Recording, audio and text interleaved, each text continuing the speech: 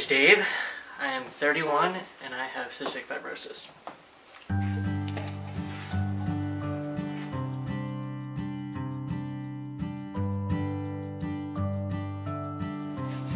You okay?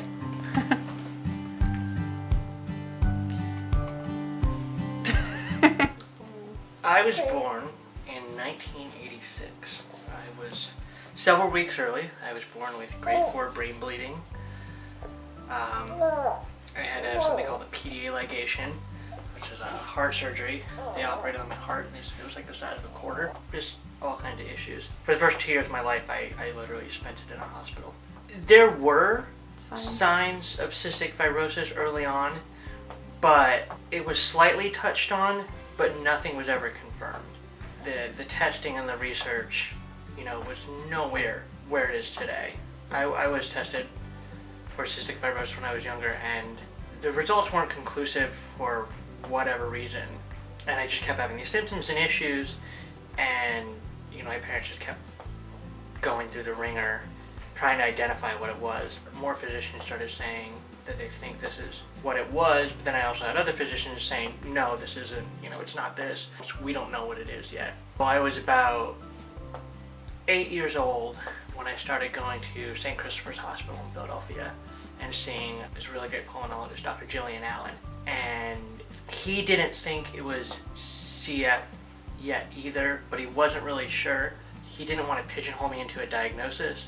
Being treated as a CF patient was the best thing for me because I had all the symptoms, everything, so I lived a CF life, frequent hospitalizations and tune-ups and all the nebulized medicines and chest percussion and high-calorie diet and inhaling antibiotics and just the whole nine. I was finally and officially diagnosed with CF in my early 20s.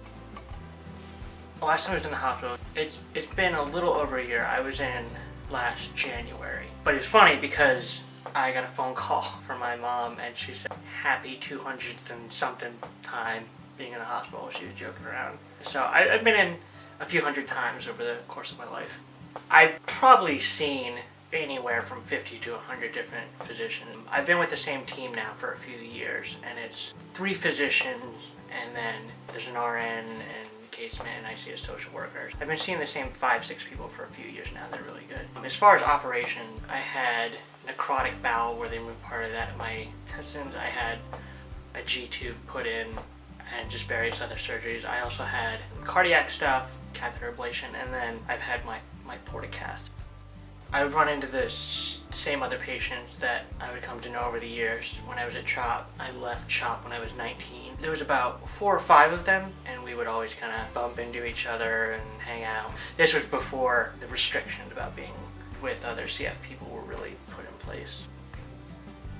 Yeah, the teenage years and that transition into early adulthood with cystic fibrosis is weird. Sometimes you can go through like a more rebellious time, and from like 18 to 19, maybe 20, I really neglected my treatments and my meds and my appointments because I just kind of had this goofy mindset, and when I was doing less of it, I felt more normal.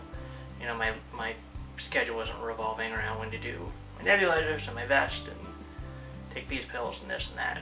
It affected my health negatively, something I would never ever recommend.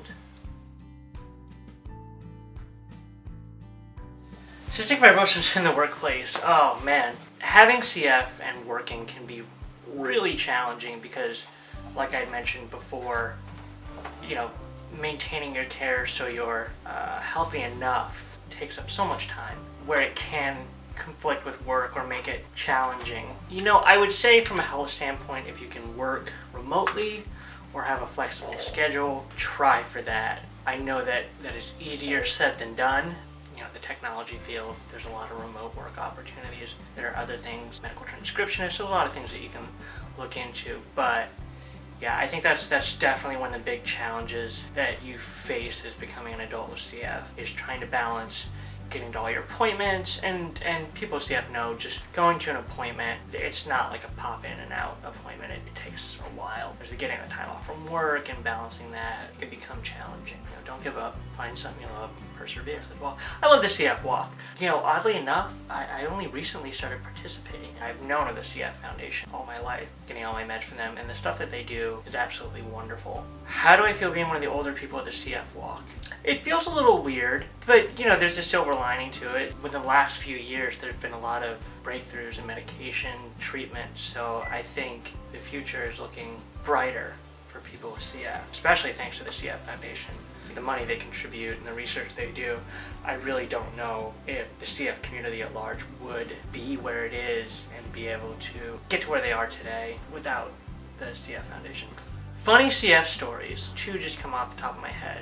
My G-tube, when I was younger, I used to love to show it to people, especially when I was a little guy. And I would always ask people, you want to see my tube? And I would take off my shirt, open it up, and of course it's connected to your stomach and it's gross. And when a little kid says, oh, you want to see my tube? And adults like, oh yeah, sure, they don't really know. And then they would just get grossed out. The first port I had was huge. The one I have now is a nice little hidden little thing. But the first one I had was big.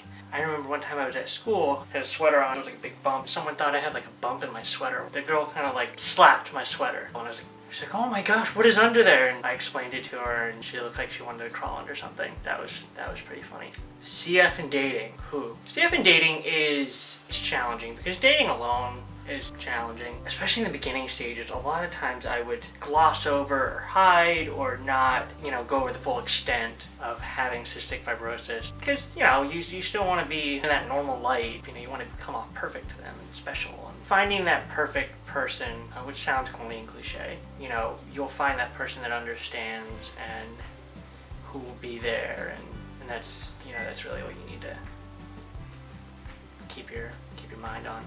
Did I ever think I was going to have kids? I did not, because with cystic fibrosis there can be an issue with fertility. Oddly enough, I fell into a very small population of males with CF who could have children. But we did. We have 3 healthy kids. They don't have CF. They're my world. What would I say to younger people with CF?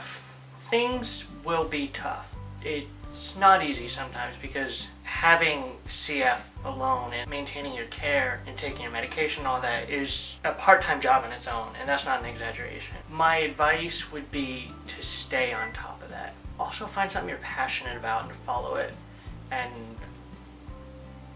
don't let little things deter you. Find out what you love and go after it. Do not, get away from your care. Even if you do feel normal when you don't, it's you pay for it in the end, and it's not something that you want to do. Am I scared? Yeah, Sasquatch just scares me. Am I scared? I have my moments. When I was younger and that kind of stuff would get talked about, it's not something I would really dwell on because I have my moments where I get scared now just because there's so much to live for and I don't want to be without my family and my loved ones. I really don't let that kind of stuff get in my head too much because you can't. I've got, too much to do and live for, and so I just keep on kicking butts. Do I have any jokes? Appropriate jokes. 2 nuts were walking down the street. One was assaulted.